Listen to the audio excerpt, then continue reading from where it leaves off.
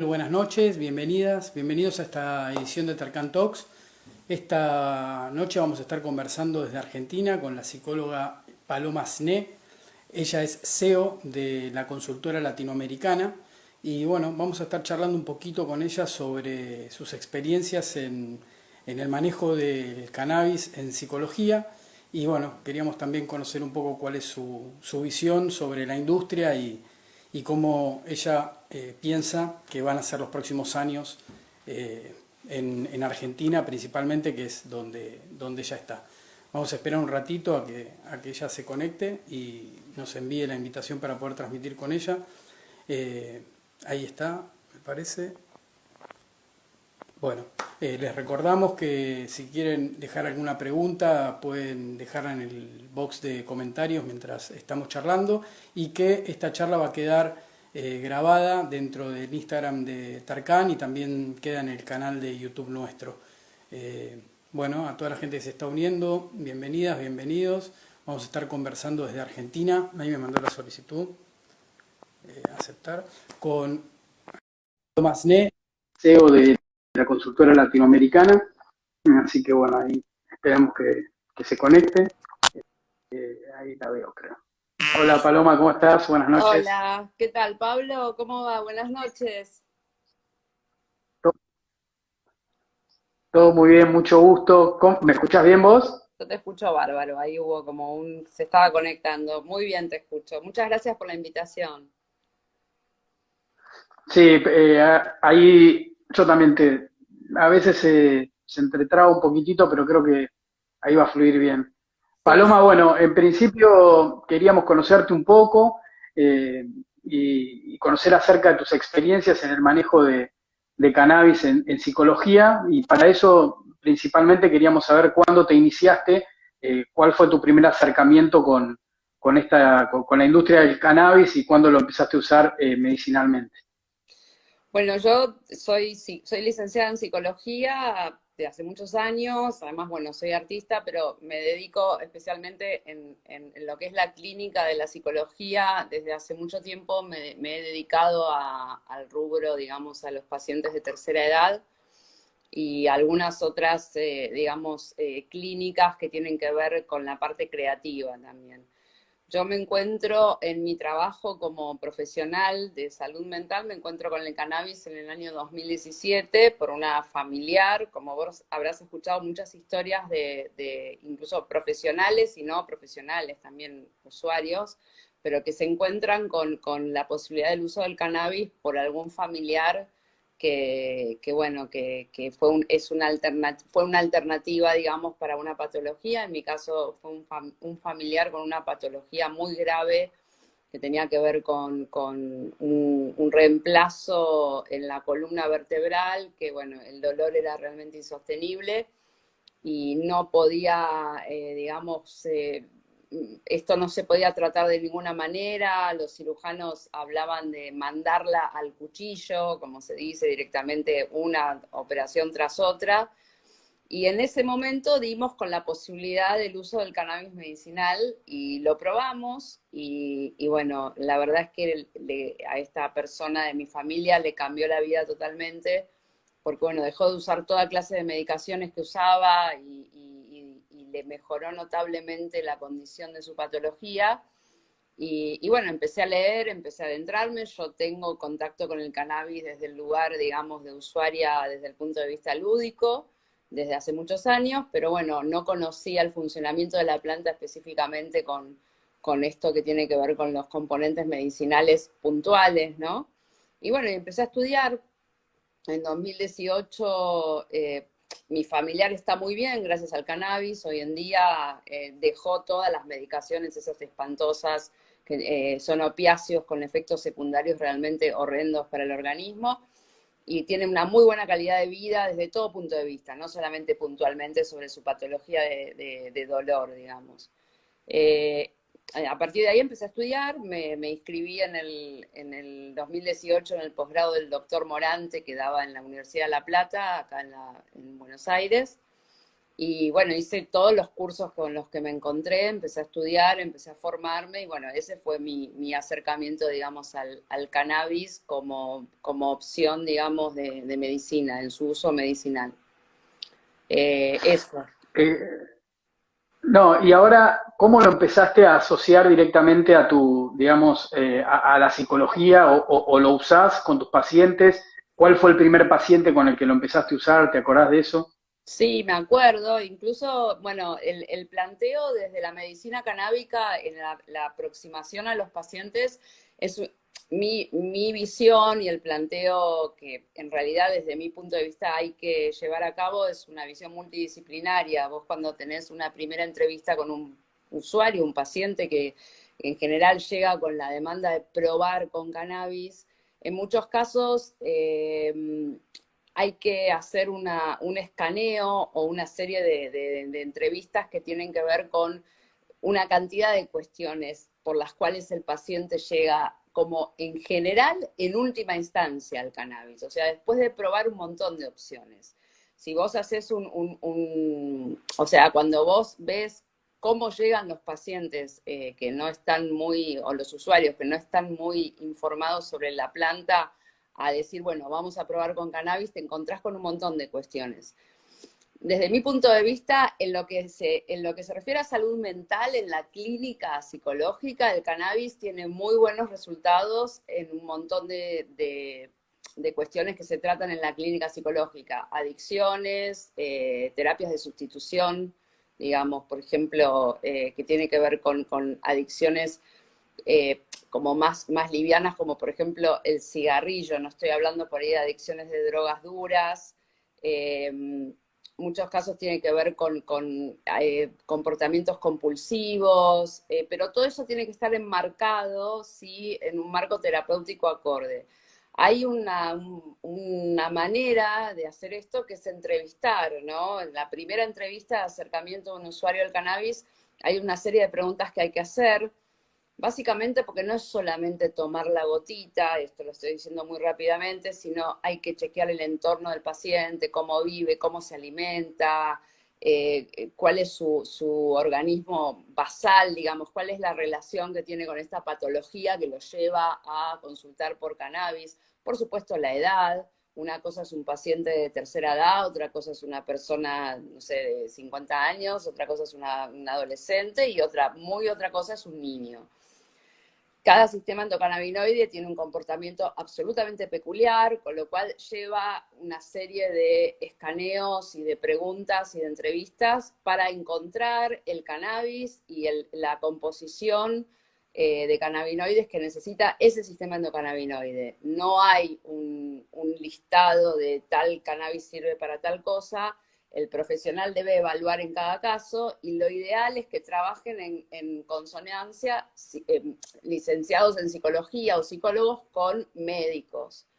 Los psicólogos estamos aprendiendo, o sea, yo aprendí muchísimo sobre el funcionamiento del sistema endocannabinoide, que además es un sistema que debería estar presente en las currículas de la Facultad de Medicina y no lo está, y debería estar como para Es poder... increíble. Eso es increíble, porque es donde actúa directamente la medicina canábica.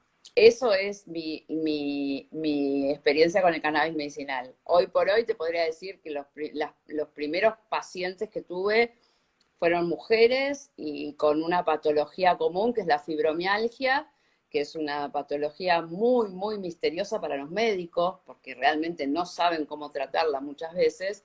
Es una patología del dolor, ¿no? Donde el síntoma más claro es el dolor. En algunos casos es algo del orden de lo psicosomático, en otros casos no, y hay que indagar para ver por dónde viene y de qué se trata.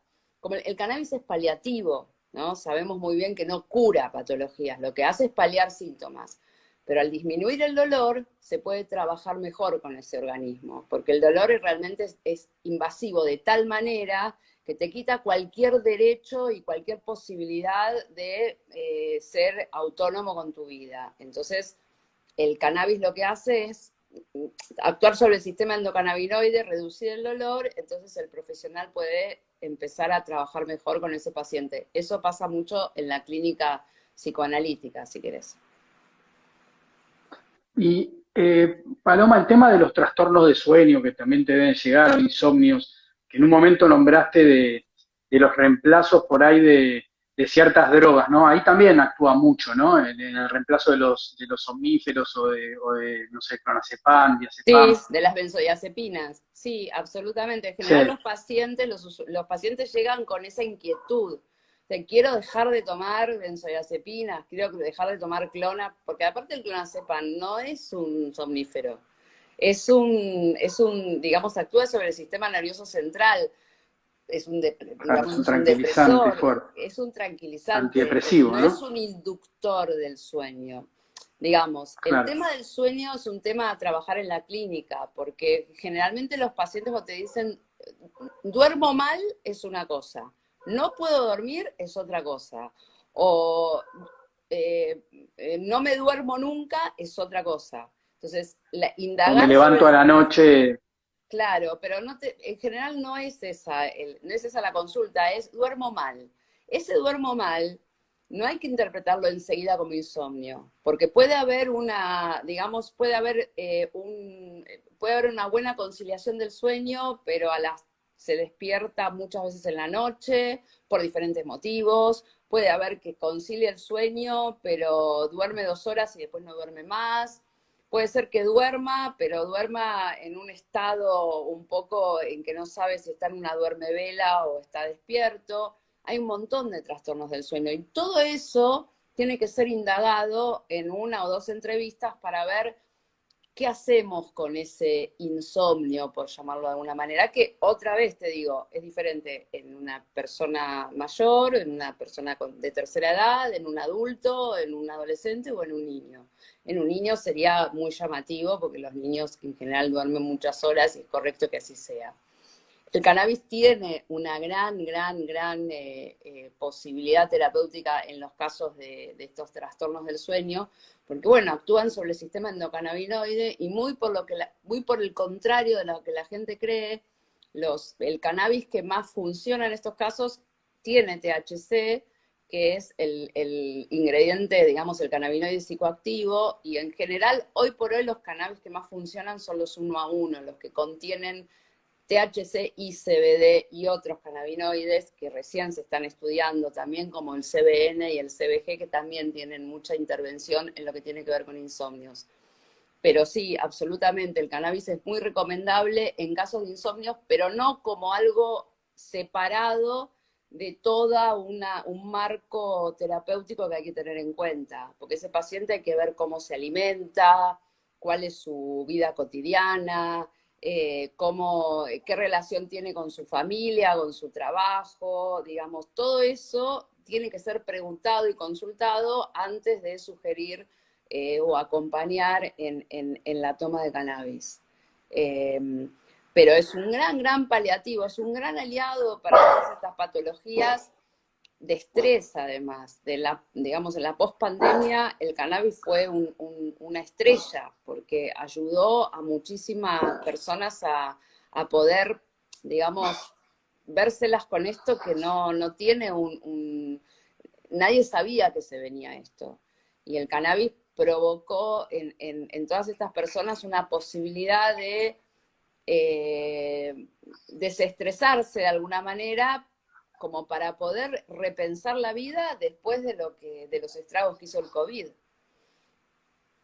terrible, pero también lo que pienso es la importancia de todo ese análisis que se hace del paciente a la hora de poder recetar o acompañar, porque imagino que debe haber por ahí muchos colegas, por cómo está planteado el sistema de salud, que cuando escuchan que hay problemas para dormir, directamente recetar un clonazepam, ¿no? Entonces, es como que me parece que es importantísimo y con casi todos los colegas profesionales con los que charlamos en este espacio, hacen hincapié en eso. Entonces es como que estas terapias con cannabis vuelven a reivindicar al médico como era antes, ¿no? El médico que de verdad se involucraba con el paciente, ¿no?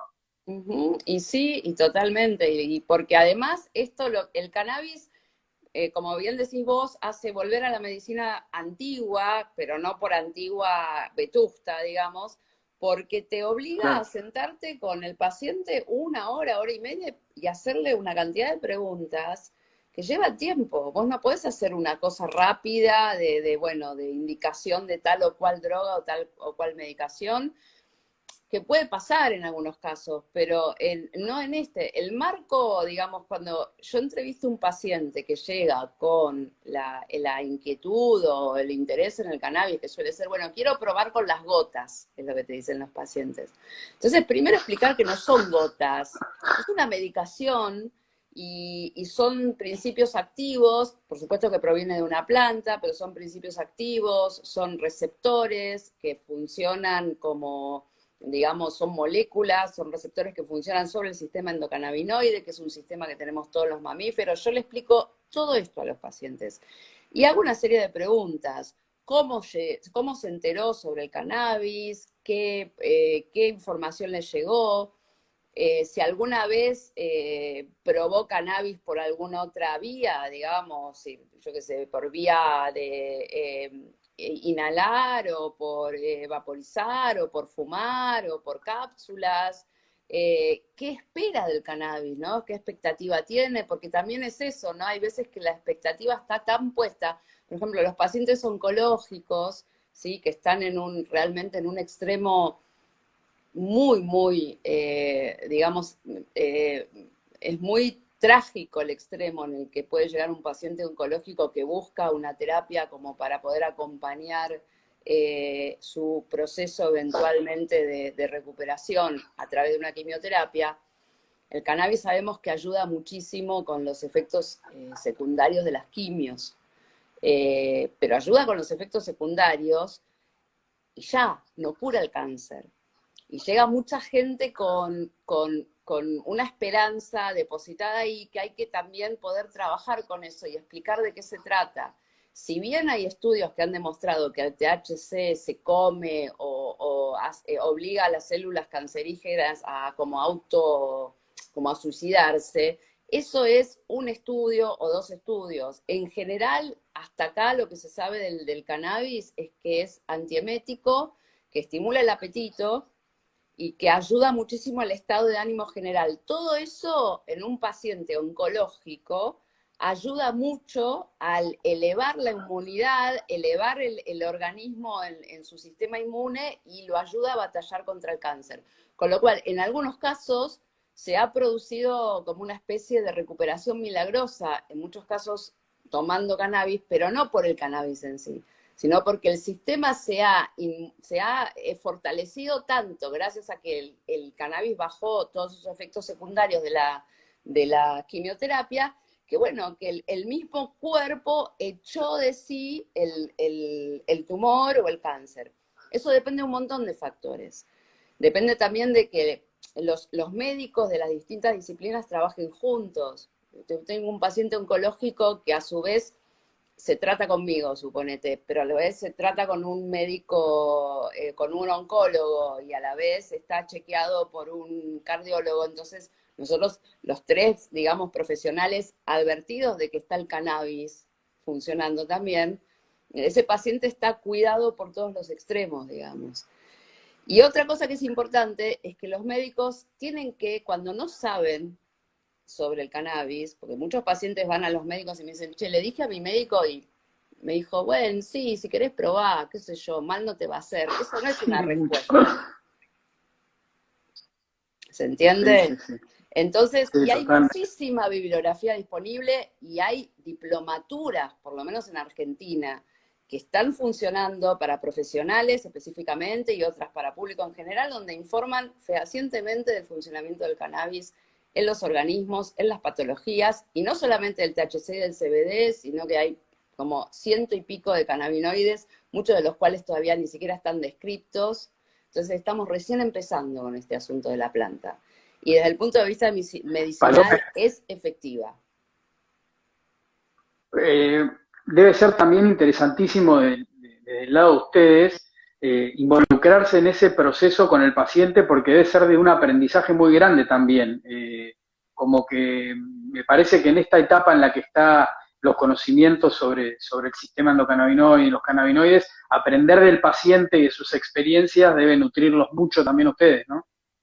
Sí, a nosotros como profesionales te interpela. El cannabis viene a interpelar Claro. a toda la medicina tradicional y a toda la psicología y a todo el trabajo sobre la salud en general, digamos, de las personas, también de los animales. Yo no hablo de eso porque no soy veterinaria. Lo único que puedo decir de los animales, de los mamíferos animales, es que tienen el sistema endocannabinoide más chico y un poquito menos fuerte que el de los seres humanos, digamos. Entonces los veterinarios tienen todo su expertise con el cannabis, con los animales. Pero no hay, digamos, no hay por dónde negarlo. Se llama cannabis y lo que tenemos es un sistema endocannabinoide, que es un sistema de transmisión entre las células. No es nada ni místico, ni raro, ni es que baja el milagro de la planta, no sé qué. O sea, es totalmente científico esto. Hay receptores, que CB1 y CB2, el organismo funciona gracias a este sistema endocannabinoide que busca la homeostasis. Cuando esa homeostasis se rompe, entonces aparecen las patologías. El cannabis viene a volver a aprender el sistema endocannabinoide y tiene ese funcionamiento como subjetivo, o sea, en cada persona funciona distinto. Por eso hay que tomar cada sujeto tiene una relación diferente con la actuación del cannabis en su organismo. Y también, digamos, aparece la variable del producto, que al no estar tan reglamentado y todo, es como que también es algo que hay que ir descubriendo y cada paciente debe tener o haber conseguido un producto distinto, entonces es como que aparece una tercera variable que a veces es un misterio, ¿no? Que hay que también aprender a interpretar. Sí, porque uno se las tiene que ver, por lo menos en Argentina está regulado desde distintas formas, digamos. El acceso es diferente en varios casos, pero uno como profesional tiene que poder leer lo que trae el paciente. A veces el paciente ya consigue un aceite, a veces pregunta, a veces no, a veces tomó, le hizo bien, pero no sabe que tenía. Entonces uno tiene que entender que los cannabinoides se unen en su sinergia de diferentes maneras y más o menos poder acompañar en la sugerencia de que por ahí es mejor que sea un 3-1, un 1-1. Esto es el 3-1 quiere decir como que tenga más componentes de un cannabinoide que de otro, en una dilución tal, digamos, el ratio, ¿no? Es ese, en una dilución tal, o sea, que sea más fuerte, menos fuerte, digamos. A su vez, la posibilidad que tienen algunos pacientes de acceso al cannabis en este momento está mucho más abierta gracias, por ejemplo, al ReproCan, que es la inscripción que hay en Argentina del Programa Nacional de Cannabis Medicinal, donde los usuarios pueden inscribirse en ese programa y acceder a los aceites que hacen los cultivadores solidarios, linkeando, digamos, con un médico que con la receta de este médico, estos pacientes pueden acceder libremente a un cannabis realizado por un cultivador solidario o a tener en su casa 9 plantas y hacer su propio cannabis, lo cual muchos pacientes no tienen ganas de hacerlo, o no quieren, o no les interesa cultivar, y es absolutamente loable eso. Entonces lo consiguen a través de un cultivador solidario. Sabemos, hasta acá la evidencia empírica lo que muestra es que el cannabis que mejor funciona siempre es el que tiene la mezcla de los cannabinoides, no el que tiene puro CBD y nada de THC, porque ese es pura y exclusivamente para epilepsias y no funciona en todos los casos.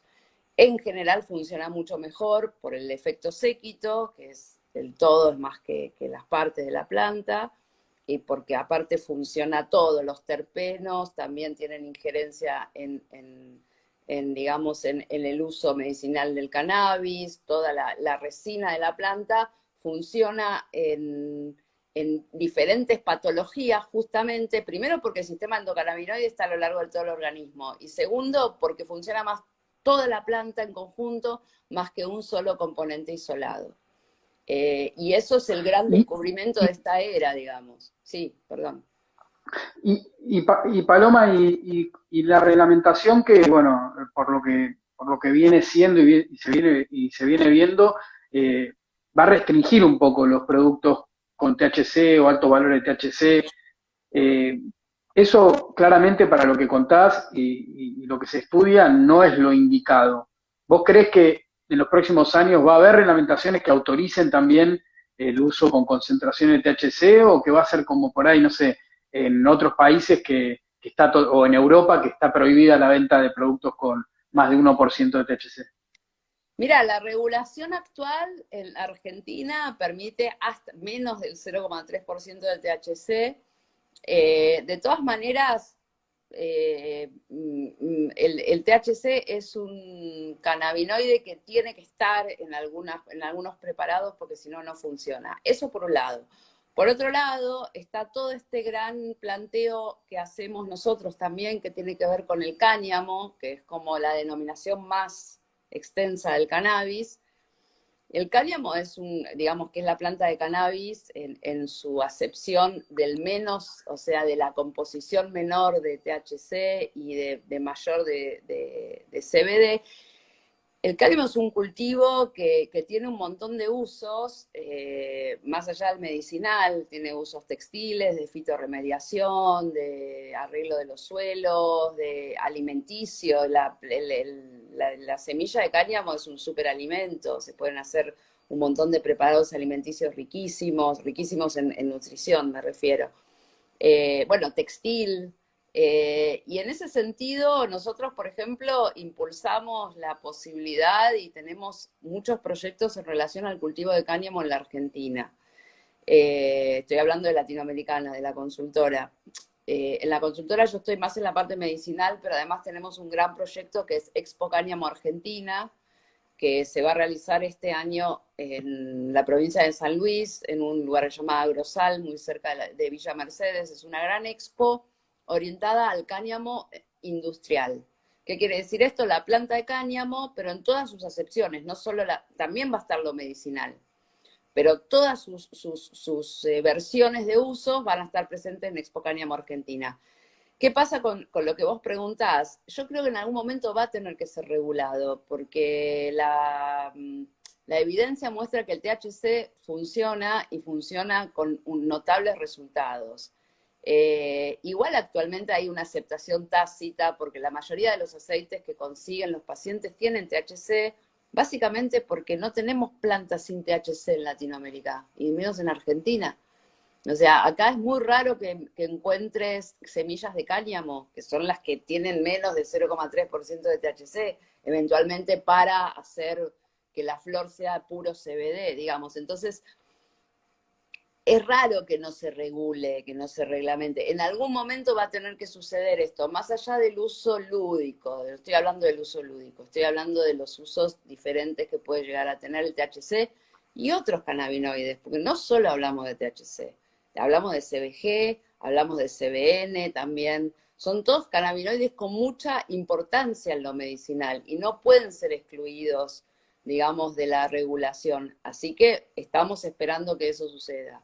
Ya avanzamos un montón. El hecho de que tengamos un ReproCan, el hecho de que tengamos una regulación, el hecho de que estemos esperando la ley de regulación de la industria del cáñamo y del cannabis medicinal en Argentina, bueno, ya vemos cómo se va como pateando, siempre con alguna excusa, pero por lo menos ya tiene media sanción, en algún momento la van a votar, y en algún momento va a empezar el sistema de regulación por licencias, y eso no solamente va a abrir el juego para el cannabis medicinal y para la industria del cáñamo en Argentina, sino que va a abrir un montón de fuentes nuevas de trabajo. Y eso es importante que lo vean. Totalmente de acuerdo. Tanto Totalmente de acuerdo. la clase política como la gente en general que no sabe mucho de cáñamo, no sabe mucho de cannabis, y sigue existiendo el prejuicio. Vos sabés, Pablo, que el prejuicio decía, Einstein decía que es mucho más fácil desintegrar un átomo que desintegrar un prejuicio. Entonces, es importante tenerlo en cuenta eso, ¿no? Tenemos que empujar. Todo esto gracias a los primeros activistas, pero nosotros tenemos que empujar tanto por la regulación del cultivo del cáñamo en sí, como la regulación del cannabis medicinal en sus diferentes acepciones, ¿no? Porque además existe la vaporización, existe la posibilidad de, no solamente por vía oral, también, o sea, en algunos casos hasta se indican rescates fumados cuando hay dolor extremo, o sea, dolores realmente trágicos. Hay muchos pacientes que recurren a fumar directamente las flores como para poder manejar ese estado de dolor, esa patología.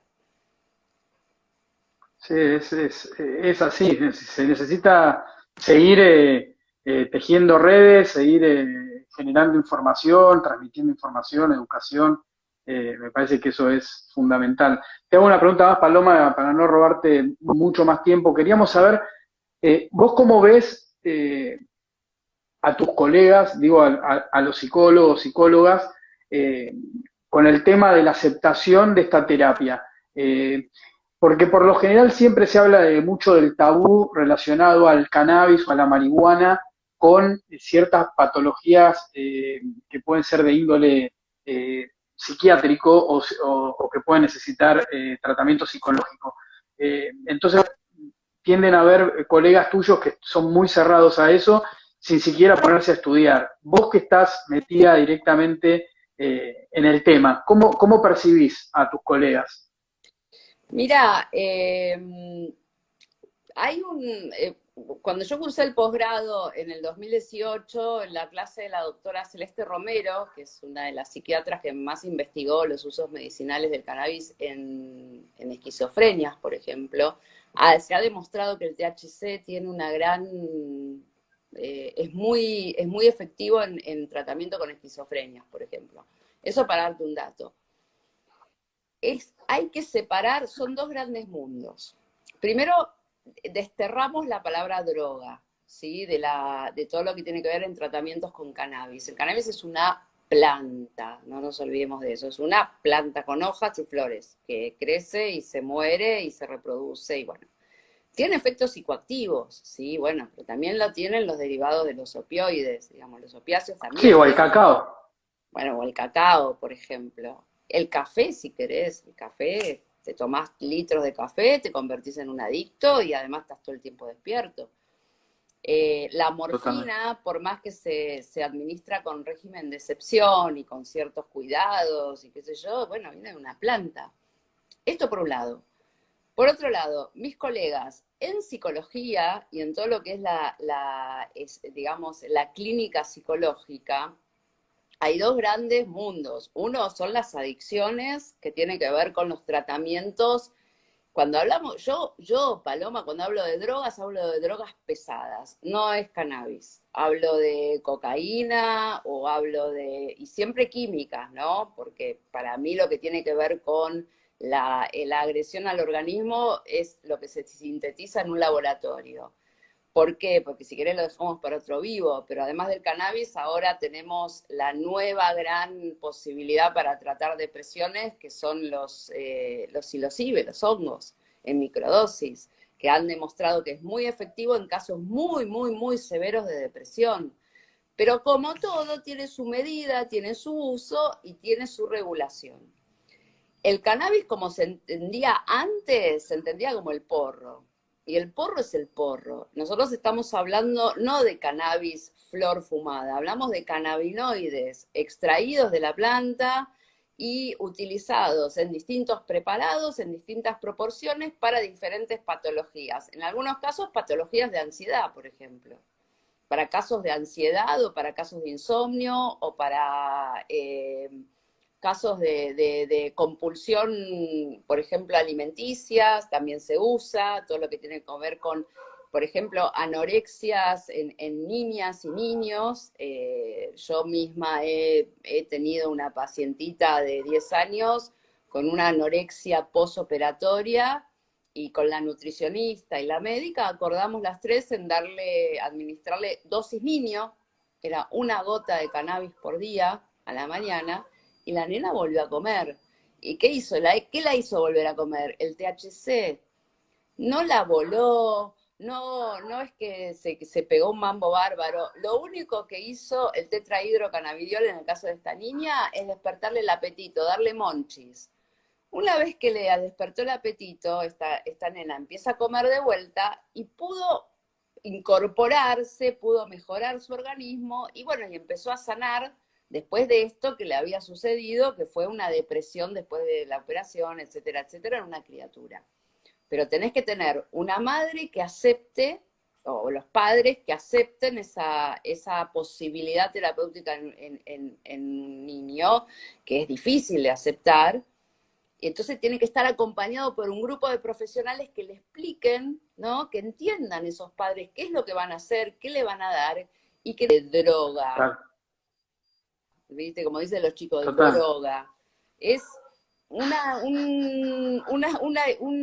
cannabinoide, son componentes moleculares de una planta que tienen diversas actuaciones sobre el organismo y que hay que saber cómo combinarlas, cómo administrarlas y dónde y de dónde sacarlas, digamos, dónde adquirirlas, ¿no? Que se puede ser de diferentes maneras. Entonces, por eso la planta tiene todas estas posibilidades y toca como diferentes puntos, ¿no? De la posibilidad terapéutica, no solamente la epilepsia o lo que se conoce hasta ahora de las convulsiones. Es realmente cada vez se va viendo más el espectro y es abrumador porque hay muchísimo por investigar todavía. La evidencia empírica dice que puede con un montón de patologías. La evidencia científica, que es la de los papers, está mucho más acotada que la evidencia empírica. O sea, la de los papers Y, científicos. y la importancia de eso, de desmitificar, digamos, un montón de preconceptos que a veces tiene la gente, y recién te escuchaba cuando contás que a esta nena le dieron THC y que los padres, a través de como ustedes se lo fueron contando, perdieron un temor y aceptaron la terapia, es fundamental. Y también a veces pienso, por ahí los mismos padres a la hora de otras terapias, de haber recibido con hijos con otras patologías, le dan medicamentos que por ahí les hacen muchísimo mal y no preguntan tanto. Bueno, lo ¿No? que acabas de Entonces, decir, es Pablo, muy loco eso. lo que acabas de decir es muy interesante porque fue un argumento que yo usé con un papá que me planteó esto, ¿no? Me dijo, pero yo tengo miedo, y le dije, vos le das, y le empecé a leer la lista de medicamentos que le Claro, daba al nene de 9 años, y no preguntaste, y no, no. yo me juego la matrícula diciéndote que le va a hacer bien, y le estoy diciendo que le des una gota, y vos le estás dando esta Sí, sí. barbaridad de antipsicóticos a una criatura de 10 años y no preguntaste siquiera, y se las das ciegamente y lo tenés al nene sentado babeando de costado. Bueno, Esa es es la perversión del sistema de salud también, ¿no? Es claro, por como, es muy supuesto. perverso a veces.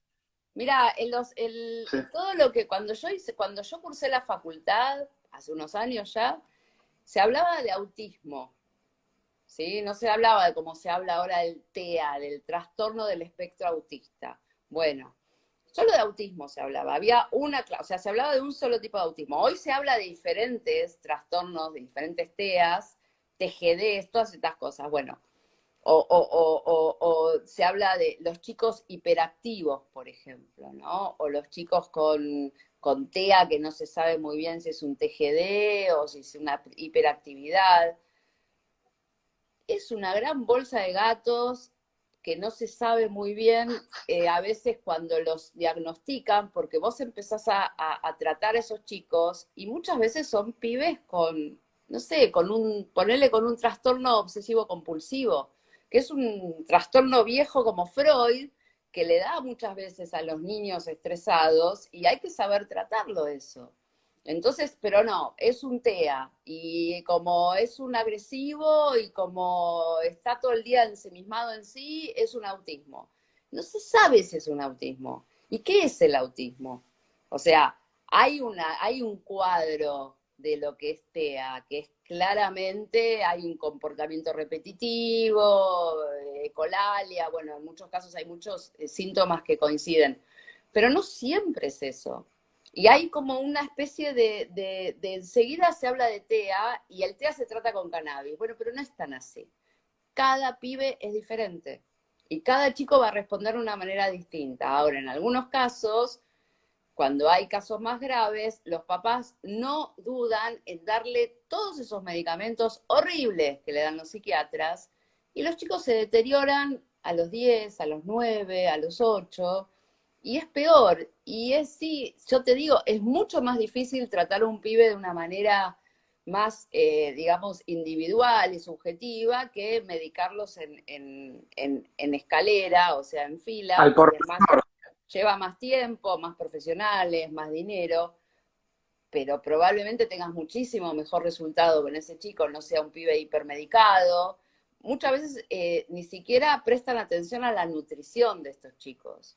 Vos muchas veces combinás sacarles toda esa medicación, te digo, por ejemplo, de casos de hiperactividad agresiva.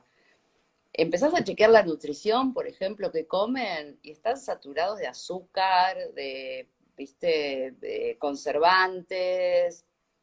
O sea, realmente hay que hacer toda una reeducación alimentaria. En muchos casos no hay posibilidades económicas de hacerla. Hay que encontrar la manera un poco creativa como de que coman de otra manera y que coman. Y ahí tenés al cannabis haciendo que coman, por ejemplo, en algunos chicos, ¿entendés? Que coman, No, que pero se además sienten en el acto de comer. Sí. eh, no, no, que me parece a veces como lo vas contando y pienso en que por ahí es como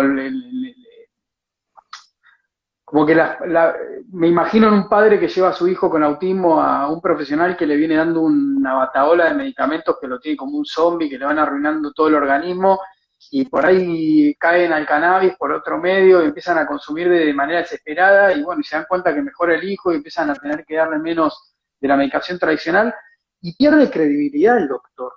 O sea, es como que está pasando muchísimo de eso, de que si el médico no se ayorna, queda obsoleto y queda como perdido de credibilidad ante el paciente, que es su principal recurso también. Entonces, me parece como que es urgente la necesidad de que el profesional, salvo que esté muy pegado a algún tipo de interés o de algún laboratorio, y por ahí también de eso hay mucho, pero si no es imperiosa la necesidad de aprender, de educarse, porque si no, es eso, lo más importante, que es la credibilidad que antes tenía frente al paciente, lo pierde.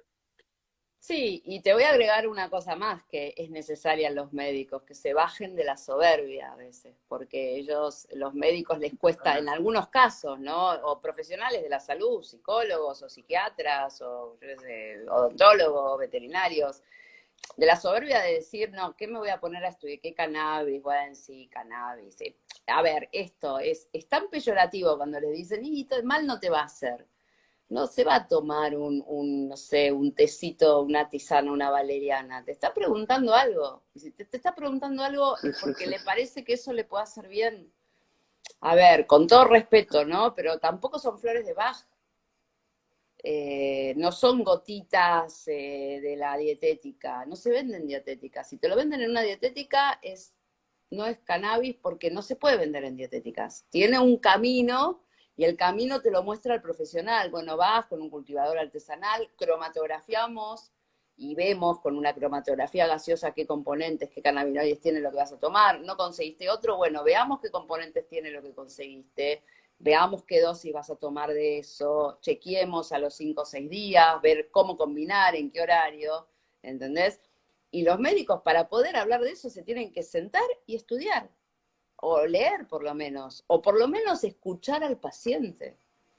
Porque es eso, porque los pacientes quieren saber. Y el médico yo soy muy de decirles a los pacientes, en muchos casos es medio un plomo para ellos, es decir, vos exigile que te cuente. Si no sabe, que vaya y que estudie, y si no, cambia de médico. O sea, Es que me parece muy, no puedo entender cómo no les nace el interés de algo que digamos que está tan comprobado, que hay tantos estudios, cómo no nace el interés de ir por eso y aprender. Entonces ahí donde a mí me huele a que a veces es por, digamos, porque tienen algún tipo de vínculo o con alguien o con algo y no pueden despegarse de ahí, porque si no, algo que sí, está tan comprobado para tantas patologías, es muy raro que no se involucren o que por lo menos no quieran aprender. Pero pasa con otras cosas, no solo con el cannabis, con otras posibilidades terapéuticas también. En muchos casos hay pacientes que solo con ser escuchados empiezan a sanar. ¿Entendés? Solo en vez de atenderlo como si fuera un organismo público que se van a hacer el documento, si te sentás, como decías al principio, como la antigua medicina, escuchar. La psicología, por lo menos la psicología que yo aplico, el psicoanálisis, Freud hablaba de la cura por la palabra. Muchas veces el proceso terapéutico empieza con hablar. Mirá qué simple, ¿no? Entonces, empieza a hablar el paciente. Está bien, estamos hablando de, por ahí, patologías dolorosas y físicas, pero no estamos todos ya advertidos que muchas patologías empiezan por una cuestión del dolor en el alma, ¿sí? Que es lo que decía Freud. Digo, más allá, no estoy diciendo que las patologías graves tengan que ver con alguna cosa esotérica del alma, pero digo, tiene que ver con el hablar en muchos casos. Y en muchos casos los pacientes empiezan como a deshojar eso que pasa, y en esa charla aparecen cosas que uno ni siquiera sabía que estaban. Y bueno, y eso ayuda mucho al profesional a orientar por dónde tendría que ir el tratamiento. Por ahí ese paciente necesita, qué sé yo, suponete, no sé, el analgésico tradicional, que lo siga tomando, que en realidad se recomienda esto cuando empezás con una terapia con cannabis, que no deje la medicación que está tomando, sino que empiecen a convivir, porque además ese organismo, si no recibió nunca cannabis, tiene que recibirlo y darle la posibilidad de ver cómo funciona. Entonces, que siga pero que vaya como empujando la medicación tradicional, y que, por ejemplo, los pacientes hipertensos, si sos un profesional canábico en general, le preguntás si tiene la presión controlada y te dicen, ¿dejo la medicación? No, ¿cómo vas a dejar la medicación? Se te va a ir la presión a la merda. No, seguí tomando la medicación de la presión, pero empezamos con el cannabis. Pero por ahí siguen con la medicación de la presión, pero dejan la medicación de dolor, por ejemplo, que es la que les hace mal en el estómago. Y después por ahí, como empiezan a manejar el dolor, la presión ya no se dispara, entonces empiezan a espaciar la medicación para la presión, digo, y en cada paciente es distinto. Lo fascinante de esto es que cada sistema endocannabinoide responde de otra manera. Y lo siento, hay que darle 1 hora, 1 hora y media a cada paciente para ver, estudiar, no hay forma de hacer esto que hace mucha gente, de recetar, bueno, tomá, acá tenés, tomate 4 o 5 gotitas y ya está, y después ves. Hay que hacer un seguimiento. Sí, los turnos de 10 minutos. ¿Cómo?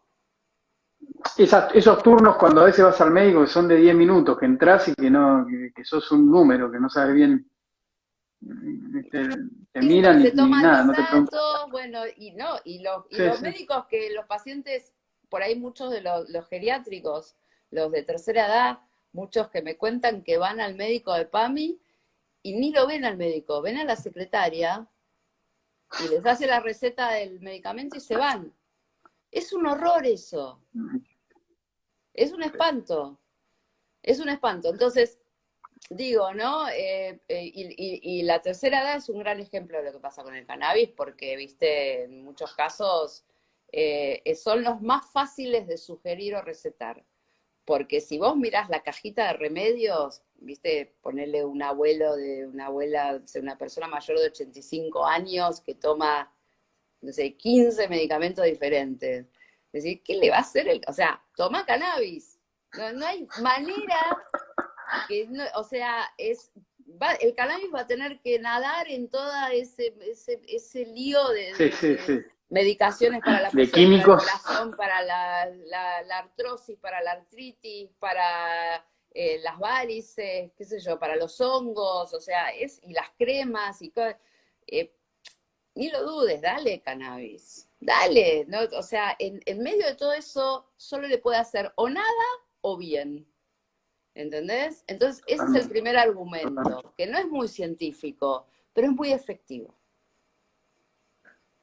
Paloma, la verdad que interesantísimo conversar con vos. Te agradezco un montón por el tiempo y Por obviamente que favor. vamos a tener que hacer otro vivo porque me quedan bastantes preguntas por hacerte, así que te comprometo para dentro de unas semanas, después hablamos igual para ver si podemos hacer otro, ¿vale? Dale, cómo no, Pablo, muchas gracias a vos. Perdón si hablé mucho, pero bueno. No, para nada, la verdad que es Sí, súper gracias. interesante, Paloma. De verdad, Muchas necesitamos más gracias. médicos y médicas como vos y de verdad que se comprometan no solamente con los pacientes, sino que lleven la bandera de estas terapias y encima no solo de la terapia, sino que a través de la consultora de toda la industria del cáñamo, que lo único que va a ser traer beneficios y riqueza para la nación en un momento que tan bien haría, ¿no? Difícil, sí, Cuidar absolutamente. Así Gracias, que bueno, la gracias, gente te puede Pablo. consultar a través de acá, del Instagram de Latinoamericana, así que todos los que la quieran empezar a seguir a través de ese Instagram pueden contactarse con ella. Gracias, Paloma, buenas noches y estamos conversando. Gracias a vos, Pablo, suerte, buenas noches, gracias a todos, chau, chau. Gracias. Bueno, muchísimas gracias a todos y todas y nos vemos en la próxima edición de Tercan Talks.